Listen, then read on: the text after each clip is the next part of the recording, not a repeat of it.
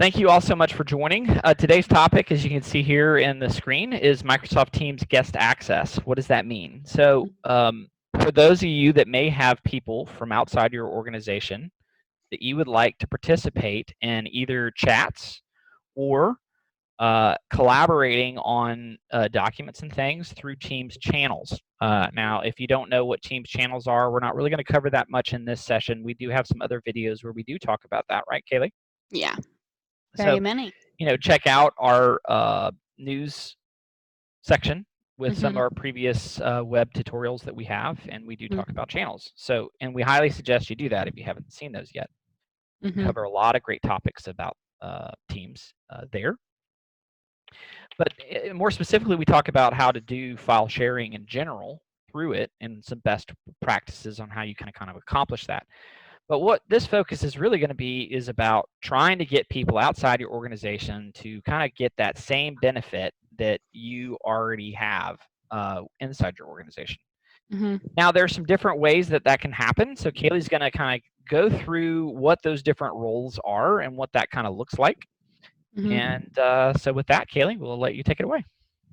Awesome. Oh, Okay. also housekeeping. Questions, if you have any questions, don't Yes. hesitate to Yes, that put it too. in the questions section and we will answer those. This is supposed to be very collaborative, so please don't Mhm. feel like you just got to sit back and just take in everything we say Mhm. and at the end wave and go bye. Like Yes. we do want to know your thoughts, what's going on, and let us know. For sure. Yeah, we love answering questions, so I'll stop throughout and see if there's any questions and answer any that I see. Okay, so I am going to share my screen to Teams. Okay, so first, what we're going to talk about is the difference between guests and external users that are going to be in your teams. So, for a simplified version, external people are kind of, I would say, people who have simplistic access, which basically just means that you can chat them. You know, you just pull up their email and chat them because you wanted to chat them today. And it's not really much more than that. It's kind of a simple conversation with that person and then you're done. Guests are a lot more complex. Um, they have a whole setup in your domain as a guest. So, of course, there are restrictions that you can put. They don't have access to everything, but what they do have access to is Teams channels that you want them to have access to, Teams groups. Then they also have chats, and they can chat with people in your organization if you would like them to. So it's pretty cool because you can kind of section them off to certain things, but you can also give them a lot more access than an external user would. So depending on how you're going to be communicating with that person, you can kind of choose if you want them to just be a sort of one-time chat thing or something a little bit more, permanent, a little bit more inclusive, which is pretty cool. Maybe we can ask a So, question. ask a question. Yeah, like how many of you have run into Hmm. situations where you right now or either in the future or in the past, like, man, I really needed to do this guest access. I'd like for some people to reply to that question in the Yeah, chat. I'm curious to see if any of you have run into that already, where you're like, man, really would have liked to have that. yeah. Or possibly even saw the name external and was like, don't even know what that means. But that's that's that. Um, Also, we are going to talk about how to set up a meeting with guests, but I am going to show you where you can kind of tell if somebody's external or a guest. So if you can see here, I just chatted with a email address, but it is, just external, as you can see to the right of the email address. And we've only shared a couple of things, and none of this stuff is really important. It's just random stuff in the text. And we are not in an organization together. I am just literally chatting to that Teams member from my Teams. So we're not connected in any way. It's just Teams to Teams, nothing different. Can you chat me right now? Show them what it looks like. Yeah, I'll chat you. Chat like your like create a actual new email? one. Yeah. Yes, good point. Okay, so I'm going to go up here to new chat, and I'm going to type in. So that domain is not inside her test domain. Yes, and as you can tell, it's like we don't know this, so you have to finish completing the entire email and then search. You got to click it. So you searched externally is what I was doing.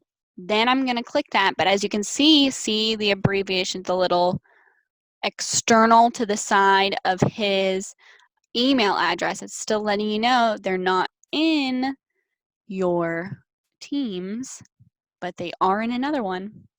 So I'm going to say, hey, and then send them a chat. And it literally works just like somebody would from your organization who's like in your Teams domain, but it's just to somebody else's. Look, and there you go. He got it. I think one of the things that's also important to realize here is like, if someone is in Teams, you can Teams them even if they're not in your organization. There are some prerequisites, though, that need to be established. Some organizations may not have their admin settings to allow external chatting. Right. Yes. And that is something that you're going to need to check in your admin access, which is somebody like who does have the admin rights to that, which is pretty cool. But I want to check just to make sure from Bobby's side, did you get it just like how mine is seen in my Teams? Is there anything different? Or does it look just like how mine is? It has under, exactly the same. Underneath the time, it has external in that information. So this chat that you're having is in fact external. Someone asked in the chat, can you chat to someone on their cell phone? Oh, okay. That's an interesting question. It does come with a little bit more. It's a trick question a little bit. It's a little bit of a trick question. I know she probably wasn't meaning it to be that way. Yeah. But do you want to answer that one? Okay, yeah, I'll take it. Yeah, so go for it.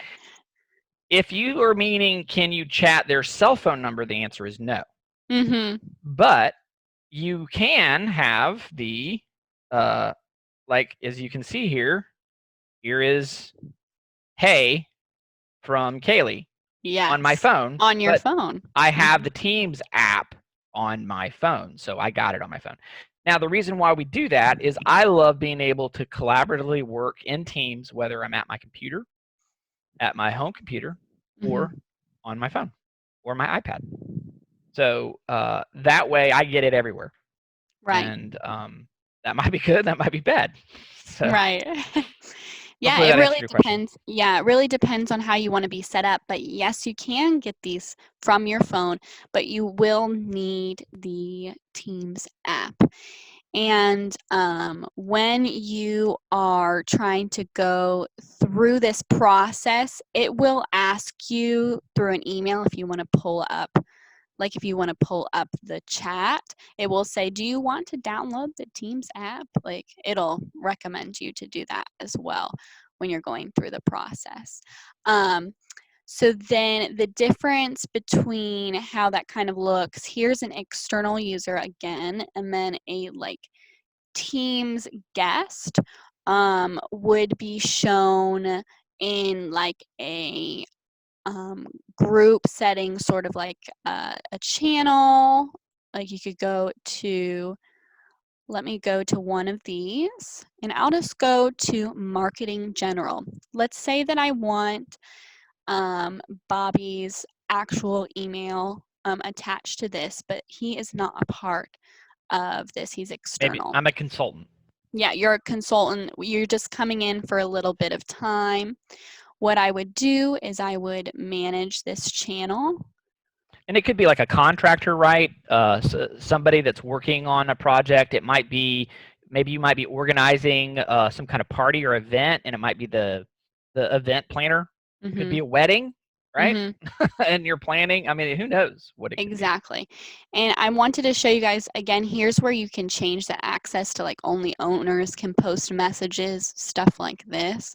But what you would want to do is add a member where you would go to the teams, to the team itself and hit add a member.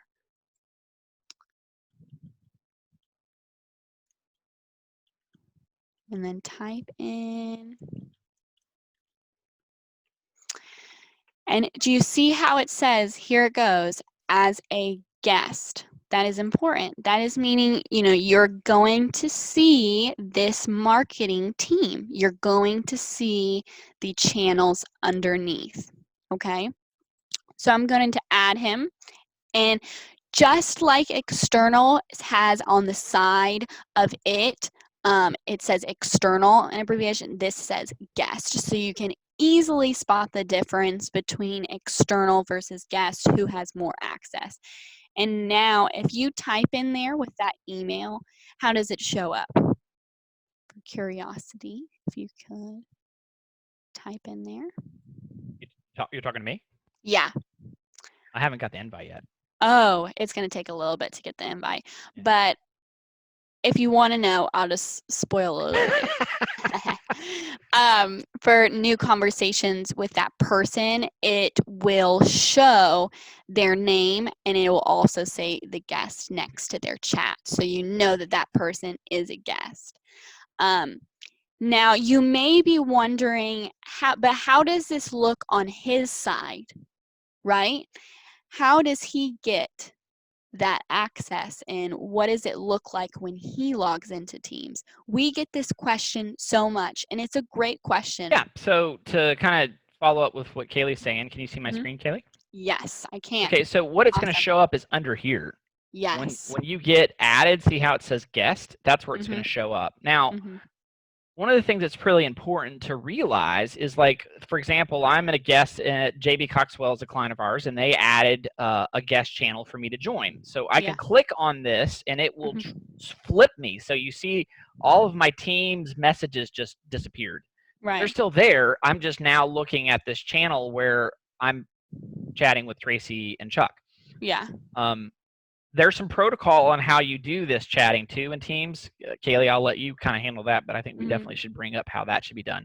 Yes. But one of the things that's important is when you're part of a guest channel, the persons that are guests, or maybe you may not be a guest, if you want to be notified that something has been said to me, you need to change the notification settings on that channel in order for it to show up. Because if not, what'll happen is it'll just have a little number right here where it says Axiom. It might just be like a red 1 that's someone on another channel, and that's it. That's all it gives you.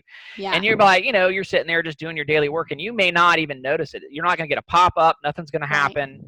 But you can go under these guest channels, right? So I'm going to go back to this one here.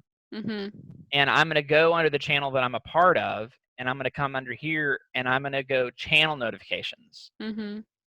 So when you're part of a guest, one of the things you may want to ask your guests, especially if the guests that you are asking have already Teams channels. Now, if they don't, it's probably not a big deal. But if they do have Teams already, and they are members of different channels, they may want to change this channel notification. Or if you became a guest, what you can do is you can come under here and you can say, hey, look, show me the banner feed on all new posts, not just ones that only show in my feed, or you can even turn it off. You can include replies.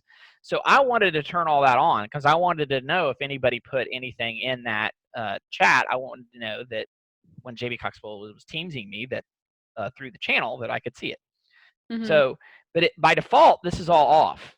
Yes. So you want to go ahead when you're inviting or you're being invited, you want to go in here and change these notifications. Super Yes. helpful. So helpful. And what it does is it kind of controls how the message pops up here, Yes. down here in the right, and those kinds of things. So Yes. That's a great point. And that's so important. I can't tell you how many times people are like, I don't even see your, your guest access. Like, where do I see that? I didn't even see that you put a message in the chat.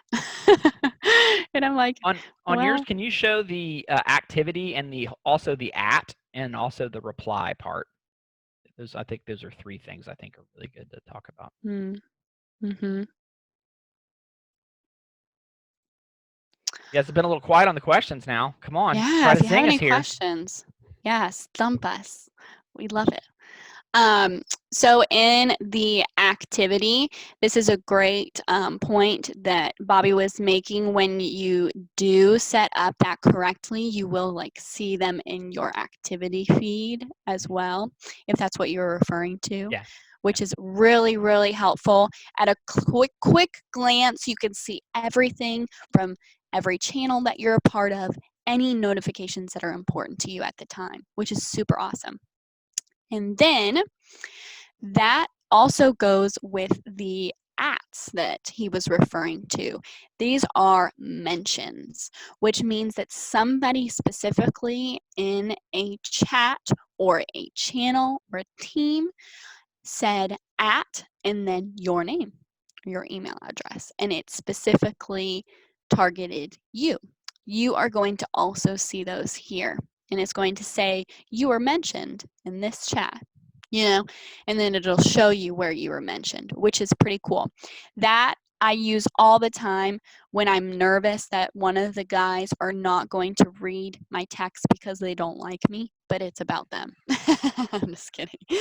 No, it just targets them a little bit more. It's like, hey, really pay attention to this one that I'm saying because it's about you, right? Well, I think one of the important things is by default, those at mentions are turned on. Mm-hmm. So, and see how it looks different? Because I at mentioned Kaylee right there. So it looks, and it will, a lot of times at mentions are on by default on notifications. So it might be a channel where the person doesn't have notifications turned on, but if you at mention them, more than likely they're going to see it. So it just kind of adds, it's almost like a yell. Hey. Yeah, it's like, hey, do you hear me? I'm talking to you. Yeah. And all you do is just say at and then start typing the person's name. So it would just be the at symbol and then the name. And it works with external contacts too, because I did it to Kaylee because she's external. You did it through. Yes, this is a great point. And it's really, really cool to use when you have a big channel full of people, right? They're not going to pay attention to every single thing that might be said in that channel because there's like 10 people, I really recommend using that when you're targeting somebody and something that big as well. Okay, so back to when we're talking about meetings, I want to show you how simple it is to add somebody who is not a part of your group. You missed the reply. Remember I said the reply? You talked about a reply too? Yeah. I have to remember Under all this? Teams. Under Teams. Like sometimes people don't, it's just protocol. This is a pet peeve of mine when people don't know how to use a channel correctly, which was me at the start. I was part of this pet peeve. So when you type in something, like let's say, can someone hop on that meeting? And I'll type it. You do not start another conversation as a response to that chat, okay, in the channel. You click on reply and it pops it up under that, and then you can just type will do and then send it. And there, it keeps it all in that little bubble. Look how cute and concise that is. Right. I cannot tell you how many times people have just started a new conversation as a reply. And I'm sure many of you guys have. And you know why? Because it's so easy to do that. Yeah. You think it's like chat. It's it's not. very understandable to do that because it looks just like a chat and you're thinking you're just responding, but no. And the reason that they do this is to consolidate the conversations and to keep it concise. If it's not about that topic, start a new thing, and then you could also be in two different conversations if you want to at one time for the same kind of project, but it might be different parts of the project, right? So it's again another layer to it of breaking up conversations, which I really love. Oh, and one thing that's kind of cool is that you can I think you can right click on that conversation, start a new one. I'm just curious. I haven't started a new conversation. You can copy the link to that. Is that what you're talking about? Or No, share? like start a new conversation. Okay. Hello. We're on the fly testing something. Sorry, guys. I love when we do this. Okay, It's fun. so that one, change the ... and see if you can change the notification. Can you make it different on that? Mark is So unread. click turn on notification for that one. Oh, turn off. So that one's off. And then, yeah, maybe turn that one off. And then, You only get notifications if someone directly messages you. okay, and now look So on the mentions other you. I'm just wondering if it's conversation specific. Oh, no, it should just be. No. Oh, it is. It is. That is so cool. That is interesting. Okay, we're learning new things here. Wow. This is a that's great cool. definition of Microsoft. You could be in a live I think that's got to be new. webinar I and do still not learn remember something. that. I just noticed that. So this is a great point. What we just discovered, if you didn't know, by our shock and awe, is that you can change your notification settings between the chats, the two different chats. Emphasizing inside the a channel. importance of why you want to reply, because you may want to Yes. set up more information about that chain. Maybe that channel is kind of muted, but you're like, this thread that is going on is pretty key, Ooh, and you I'm may want shaking. to turn that, to the core. To the core. Okay, that's so cool. Okay, we're almost running out of time though. So when it comes to creating a meeting, I'm not even kidding you. This is so simple. You click new meeting. Let's say add a title is adding guests. And then see where it says add required attendees. Let's say I want to use Bobby's that is not a part of the one that it's not going to be it.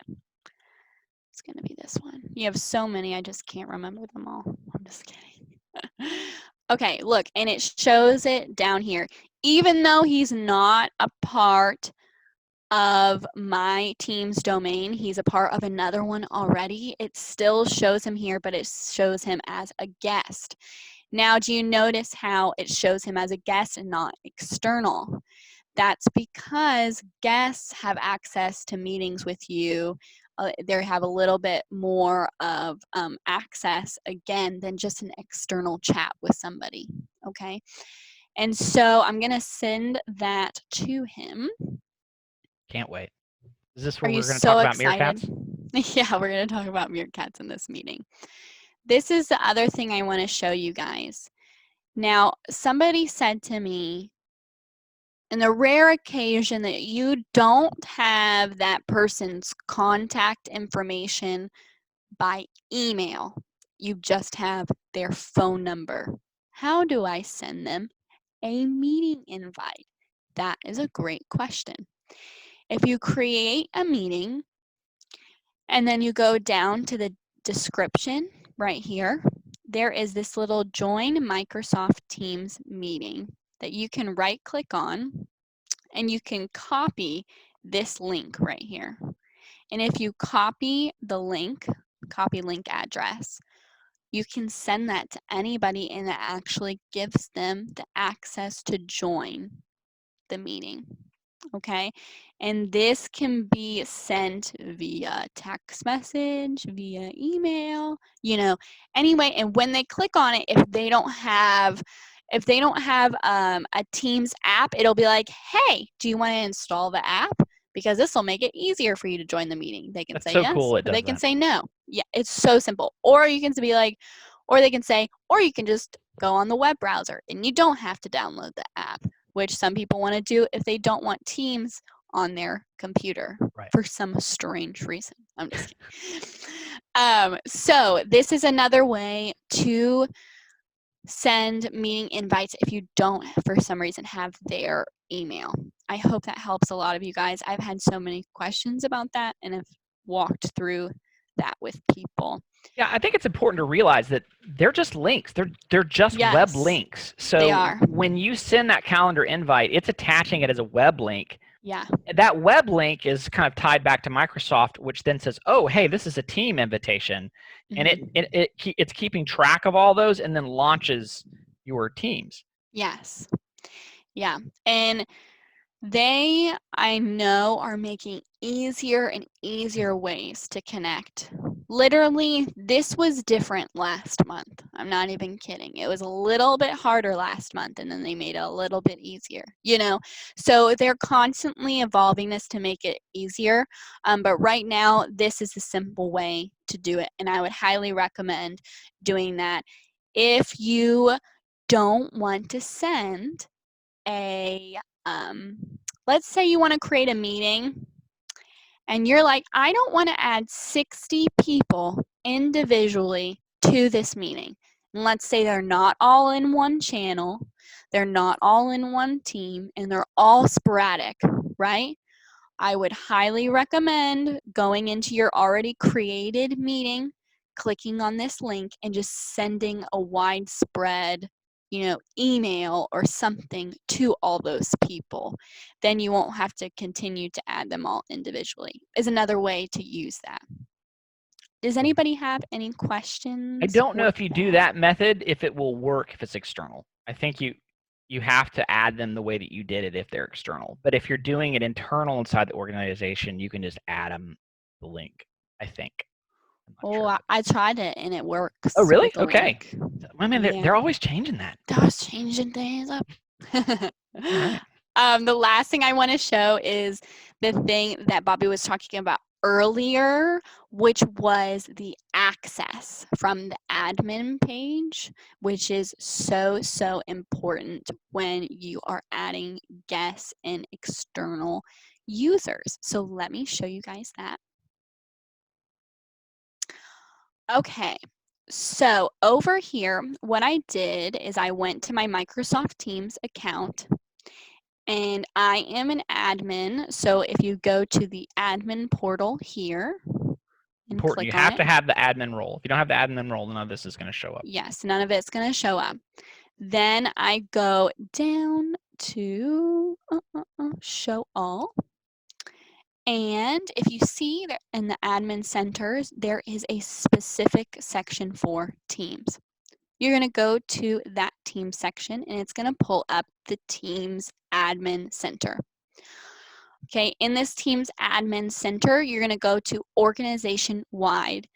And now, even if you're not an admin, I want you guys to be listening to this because you can hear what you can exclude and include in things, okay? Just so that you know what you may want in a group. So if you go down to organization wide, you can see where there's external and guest access. So I'm going to go to external first. And if you go here, you can add specific domains, okay?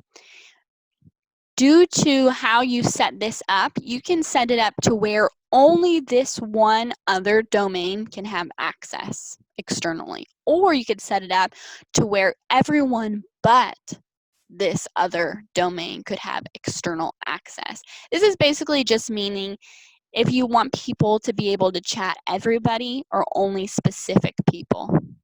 Okay, so that's when Sally is going crazy with texting her family on a Teams chat with the company and you want her to stop, you just come in here and you say Sally can't connect to the family. So you would just domain. add her Sally's company's friend's domain. So if yes. they work at autobodyshop.com, you just add Auto Body Shop in the block list, and then they're not communicating. No more communication there.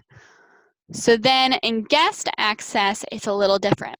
you know how I said that they can talk to you in channels, in Teams groups, they can communicate via meeting. Okay, so all of this stuff is going to be on here. See, callings, meeting section, messaging section, and you can edit all of this. You can say, when they want to meet with me, I'll let them, or you can say, no, you're not going to give them the access. Only I can give you access if they're a guest. They can't try to meet with me now, okay? Or you can change their settings for entire screen. You can change them to allow them to have video or allow them not to have video. You can change their calls to make them private calls, or they can be public. You can allow them to have chats, delete sent messages, Giphies, I don't know how to say that, memes, stickers, immersive reader for messages. You can literally change all of this to give them the specific access that you want. Okay, so I just wanted to show you guys all of this, and right here at the top is where you allow them guest access, like allow the guest access in Teams. Okay, that's the big one. That's like, if that's not turned on, you can't access any of this because it's not, it's not a thing. So if you're like, I can't send a meeting to this person and it's not pulling up and I don't know why, I can never access anybody outside of your Teams, but you did a whole conversation about it like it was a real thing. How do I get it? This is probably turned off, and you probably don't have access to allowing guests to enter into your Teams. So I would really highly recommend checking this out. If you're one of our clients, you can obviously ask us to help you out, and Right. we'd be happy to change any of these settings to how you want and help you out with that. Does anybody have any questions? Concerns? Yeah, if we help, sorry, I'm kind of coughing here. Go ahead. If you have, can you put that back on if you would, Kaylee? Oh, no, it's gone forever. There was, where's that at?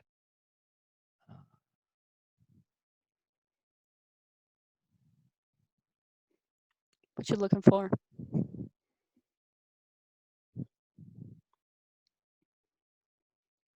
Yes. So go under meetings.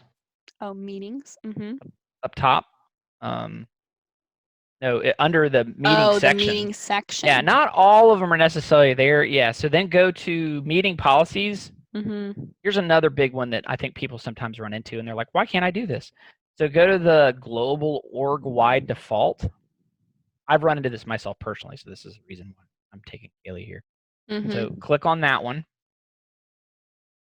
Just hit the link where it says, if you click on the word global, yeah, click on it. So if you scroll down to where it says content sharing, so right there it says allow external participants to give or request control. So what can happen is maybe the person that is a guest is sharing their screen. If you have that set to off, then they will not be able to give you mouse control to be able of their screen. So it's like sometimes you're like, oh yeah, let me put that formula in for you, and in the Excel spreadsheet, but you can't because that is turned off. It just basically under the session where you try to give mouse key, it won't let you do that. So a lot of times I've seen that turned off by default. Yours is set to on. Our organization, when I looked at it, was set to off. Why can that happen? Well, what's happening is Microsoft's evolution is changing. Right. This Teams admin section, I'm not joking, used to be 3 sections. And that was it. Now it's like 30. A year ago. Now it's just like all of these options and controls, and they're constantly evolving it. So it may be that maybe your organization has been created a long time ago, and some of those default settings aren't really the default anymore. Right. So it is possible that you may be running into issues other people aren't because they just made their Teams organization yesterday, and some of those default settings are set more relaxed and allowing for you to be able to do some of that. So that's where you just create a ticket, and we can work with you and get it taken care of.